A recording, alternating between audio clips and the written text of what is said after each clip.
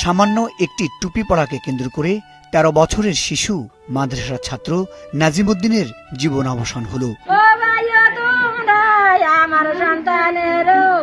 এই ঘটনা কিছুতেই মানতে পারছেন না তার স্বজন ও এলাকাবাসী। ফুলের মতো এমন একটি নিষ্পাপ জীবন ঝরে যাওয়ার এই শোক স্থানীয় প্রতিটি মানুষের হৃদয়ে দাগ কেটেছে। এই হত্যাকাণ্ডের সাথে জড়িত থাকার অভিযোগ উঠেছে নিহত নাজিমের সহপাঠী ১৫ বছর বয়সী আবু সাইদের বিরুদ্ধে। জড়িত সন্দেহে এরই মধ্যে আবু সাইদকে পুলিশ হেফাজতে নিয়েছে।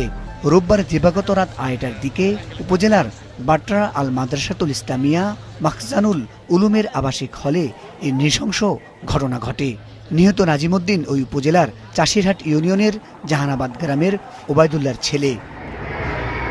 পুলিশ জানায় নাজিম ও সায়েদ ওই মাদ্রাসার হিফজ বিভাগের ছাত্র।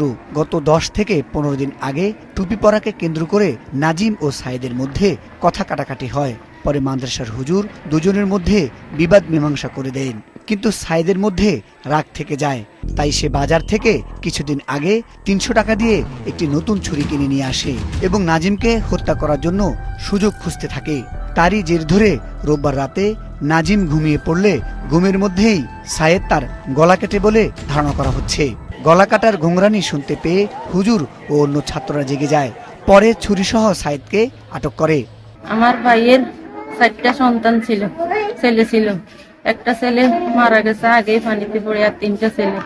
2টা ছেলে আমার ভাইয়ের কাছে আছে সৌদিতে, আর একটা ছেলে খুবই আশা ভরসা করি ওরা মাদ্রাসাতে দিছি হাফেজ বানাই। এখন আমাদের আশাটা পূর্ণ হলো না। হুজুর সবাই ঘুম গেছে এটা নিশ্চিত হয়ে তিনি নিজেও ঘুমিয়ে যান। পরে একটা চিৎকার শুনে হুজুর হুজুর এই চিৎকার শুনে হুজুর জেগে ওঠেন। জেগে ওঠার পরে তিনি দেখেন যে রক্ত দেখে তিনি দ্রুত কিছু দুর্ঘটনা করছে বুঝতে পেরে দরজার দিকে যান। দেখেন যে দরজা বন্ধ আছে। দরজা বন্ধ দেখে তারপরে খুলে সব পরিস্থিতি দেখে ও ছাত্রদেরকে অন্য রুমে নিয়ে আটক করে রাখেন। কোনো ছাত্রকে তিনি বের হতে দেন নাই। পুলিশ এসে যেই ছেলে অ্যাকিউজড তার ট্রাঙ্কের নিচে এই রক্তাক্ত ছুরি পাওয়া গেছে। তাতে কারা কারা জড়িত আছে সেটা তো আমরা তো উদ্ঘাটন করতে পারি নাই।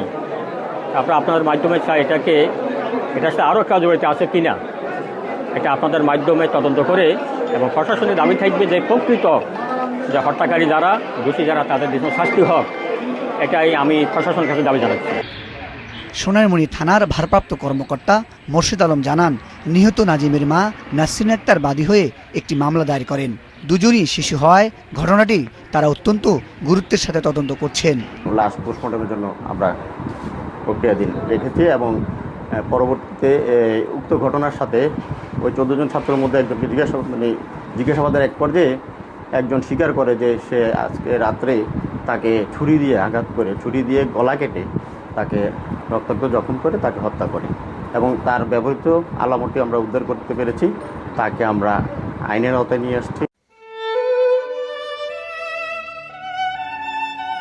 জীবনের মানে বুঝে ওঠার আগেই এক শিশুর হাতে আরেকটি শিশুর এমন মৃত্যু শুধু একটি প্রাণের ক্ষতি নয়, বরং এজন্য পুরো সমাজের মানসিক ভারসাম্যের প্রতীকী বিপর্যয়।